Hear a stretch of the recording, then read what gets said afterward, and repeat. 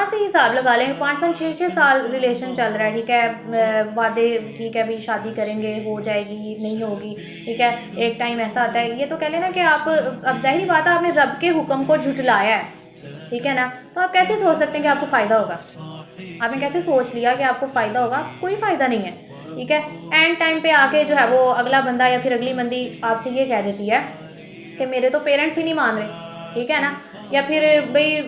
मेरे पेरेंट्स नहीं मान रहे, या हमारी आगे तक जो है वो नहीं बन सकती हम, हाँ। और ये बहुत सुना जाता है, ये बहुत कहा जाता है कि भाई हम फ्रेंड्स हैं, हम फ्रेंड्स हैं, ठीक है ना। तो मतलब ये कितनी अजीब सी बात है, मुझे सुन के गुस्सा आता है कि भाई ठीक है, भाई ये रिलेशनशिप जो है वो आगे तक नहीं चल सकता, हम सिर्फ फ्रेंड्स हैं। या फिर शादी ज़रूरी है, ठीक है ना, शादी ज़रूरी है। अगर आपसे एक पर्सन ये कह रहा है कि भाई शादी ज़रूरी है, तो मतलब समझ लेना कि वो आपके साथ सिंसियर ही नहीं है। अगर तो आपके साथ सिंसियर होता,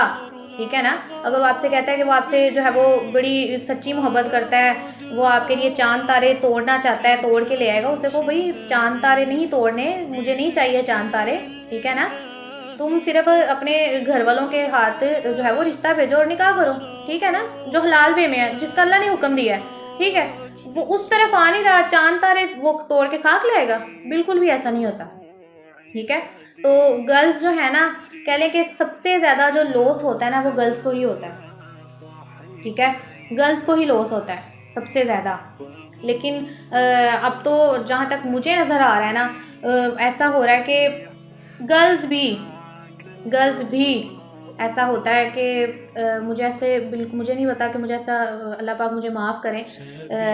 मुझे ऐसा बोलना चाहिए नहीं बोलना चाहिए, मैं खुद बहुत गुनहगार हूँ, अल्लाह पाक मुझे भी हिदायत दे और हम सबको हिदायत दे,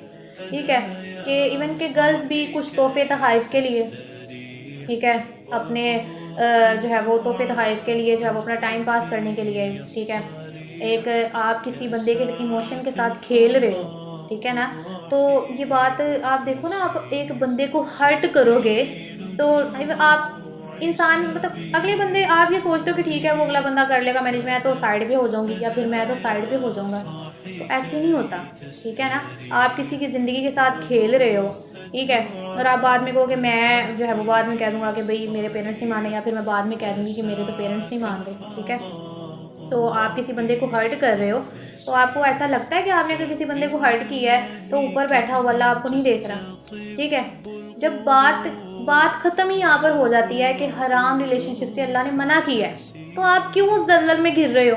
ठीक है। आपको जब नज़र आ रहा है कि आगे मतलब कुआं है, मेरे पास वो सामने आग जल रही है, मुझे नहीं जाना उसमें, ठीक है, आपको नज़र आ रहा है कि वो तंदूर है, मैं अगर उसके पास जाऊंगा या मैं उसमें जाऊंगी तो मैं गिर जाऊंगी, मैं जल जाऊंगी, मैं मर जाऊंगी, ठीक है। आप फिर भी उसमें उसी दलदल में आप उसके करीब जा रहे हो, तो आप नुकसान ही उठाओगे ना, आप फ़ायदा तो नहीं हासिल करोगे उससे, आप नुकसान ही उठाओगे ना, ठीक है। तो आप जो हराम रिलेशनशिप है ना, यकीन जाने इतने ज़्यादा नुकसान आते हैं ना, ठीक है। वो मैं तो बात ही यहाँ पर ख़त्म करती हूँ ना कि अगर आप देखें, आप अल्लाह के हुक्म की ख़िलाफ़ वर्जी कर रहे हैं, ठीक है ना, तो आपको उससे फ़ायदा कभी भी हासिल नहीं हो सकता। लेकिन जब अगर आप अल्लाह के हुक्म के मुताबिक अल्लाह के हुक्म को मान के, ठीक है ना, उसके मुताबिक आप हलाल वे में अपनी लाइफ को जो है वो अपना लाइफ पार्टनर जो है वो उसके साथ अपनी ज़िंदगी गुजारते हैं, तो यकीन जाने बहुत ही खुशहाल ज़िंदगी गुजरती है, ठीक है। लेकिन अगर आप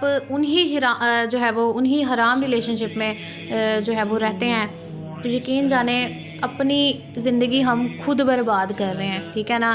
इसके जितने जितने नुकसान हैं ना, यकीन जाने यूथ बर्बाद होके रह गई है, ख़त्म होके रह गई है, अपने आप को जो है वो हम खुद ख़त्म कर रहे हैं, ठीक है ना। हम खुद को डी वैल्यू से डी वैल्यू करते जा रहे हैं।